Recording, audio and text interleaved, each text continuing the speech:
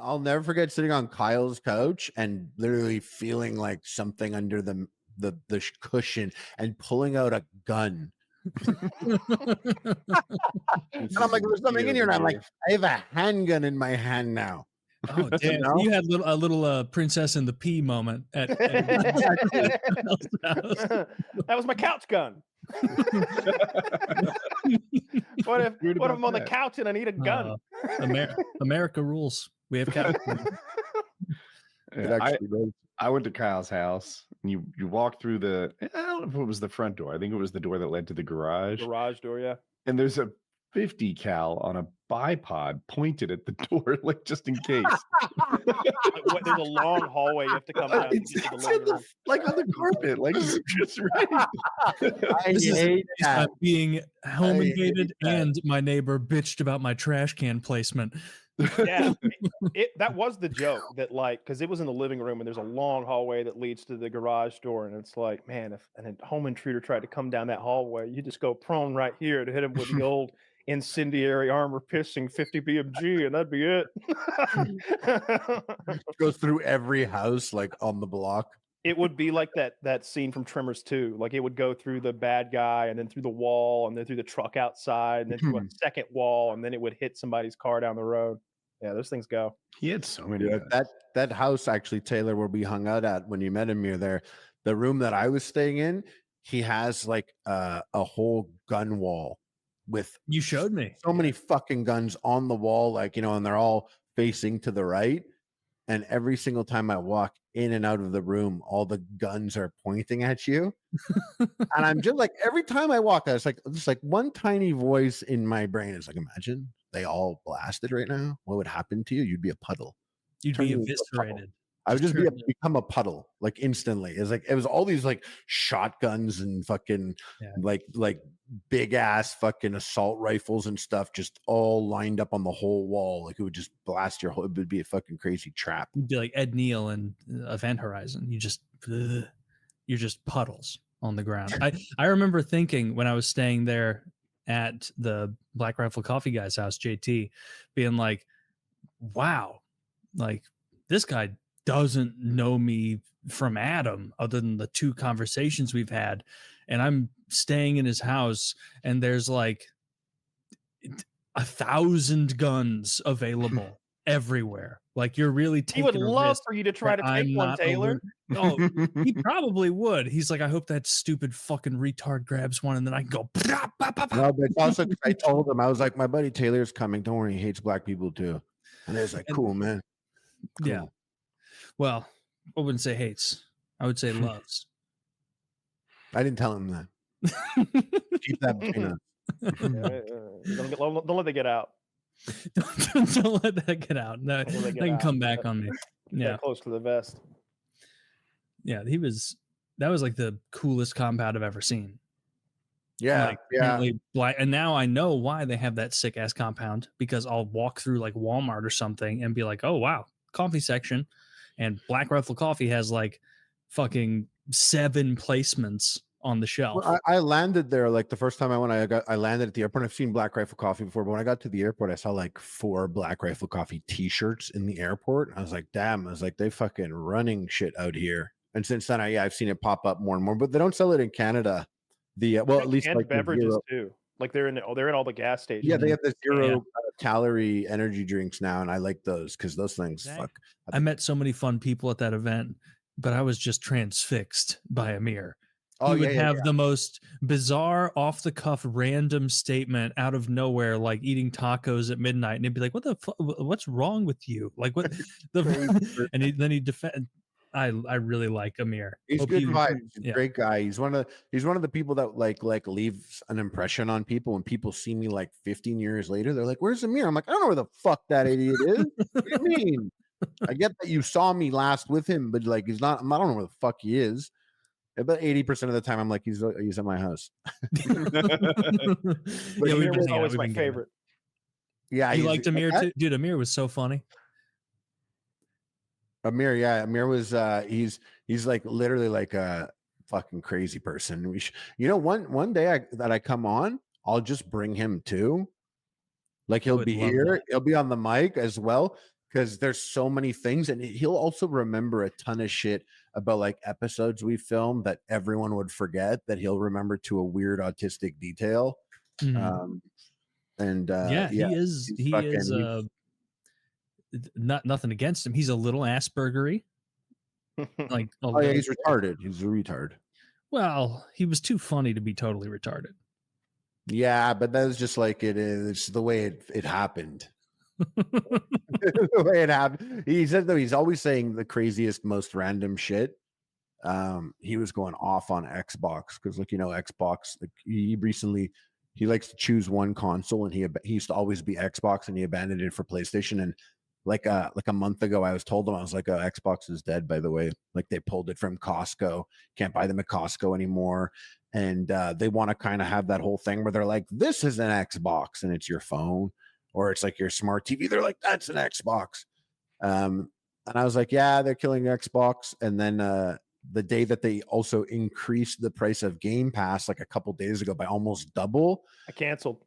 So did I.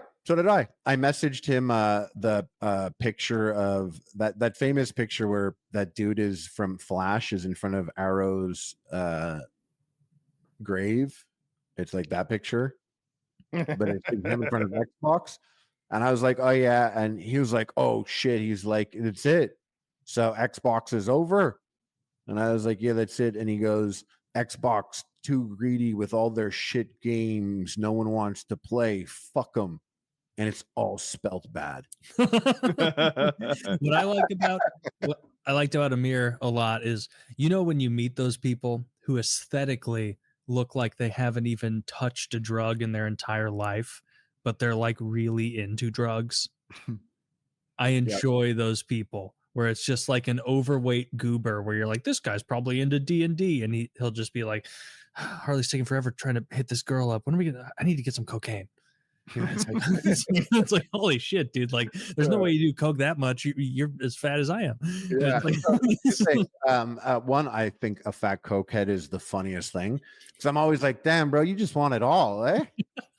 You just want it all. You're fucking. You know how hard you have to work to sniff coke and be fat. Oh yeah, or like a pill popping fatso. That's fucking crazy. Your insides must be fucking nuts. But Amir is so mentally crazy Asperger's on a level that he could sometimes just be like his girlfriend left him, so he's like, oh, I gotta get in shape, and he's dropped like 65 70 pounds since you saw him last. Wow, nice. Good for him. He just like does it, but he doesn't do it in a cool way. He's like, I don't eat carbs anymore. And I count everything, and I have to also drink vodka from a plastic bottle every day. So I have to factor that in. And he likes playing DDR to lose weight. So he'll like, I have a friend yes, he plays DDR in the basement to lose weight. And one time he called me. He's like, fuck, last night was fucked. I was like, I was like fucking puked playing DDR. And I'm like, what the fuck? What happened? Are you going so hard? He goes, no, it's not that. I smoked DMT, and then I was playing. And I was like, shit, stop. You smoked DMT, started playing DDR in your basement. What kind of experience did you think you would have? What did you want? Do you ever stop and wonder, like, what do I want from this trip? And I'm not even the type of guy that goes, you know, I'm going to think ahead and ask myself, what do I want to get from this journey this time? Mm-hmm. I'm just like, let's get crazy. But I'm not like smoke DMT on a Wednesday and play DDR in the basement type crazy. But he does activities that are fucking weird. Like a couple weeks ago, he had 2 huge bruises on the back of his arms, on both arms. And I'm like, you dumbass, what happened here? And he was like, so I was drinking during the day, and I got wasted, and I, put some White Claws in a backpack, and I went to the park. And I'm like, first of all, I want you to know you get arrested for that. You can't be 40-year-old Arabic man, wild, crazy-eyed Arabic man at the fucking park with a bag of White Claw. What are you doing on the fucking swings? And he was like, yeah, exactly. And I'm like, you literally went on the fucking swings. You're on the swings, a big man. Nothing weird about that. Crazy eyes, like with. So he's like, yeah, I was on the swings and I was getting a lot of air, it was like, okay. And he's like, and I started to go really fast and it was really high. And I got worried and I was like, oh, I got to get off. But his hands were like wrapped in the chains. And he was like, and so I went down and I wanted to slow down, but I came down too fast and my feet like went into the sand and I like whipped forward and the chains like fucked my arms up as like my arm went out and I slammed face down in the sand. He fell off the fucking swings. And I was like, please tell me people were there, and they laughed.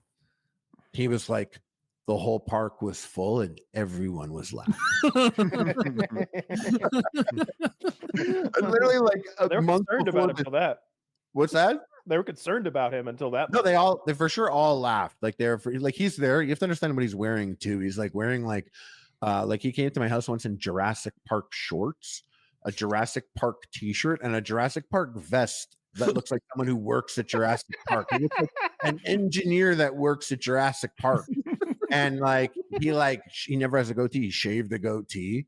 And he like came over. I'm like, what is this cosplay? Don't like no cosplay going out. And also this part, I gotta say, I know there's a lot here. One time I went to go pick him up to go see the last Alien movie that came out.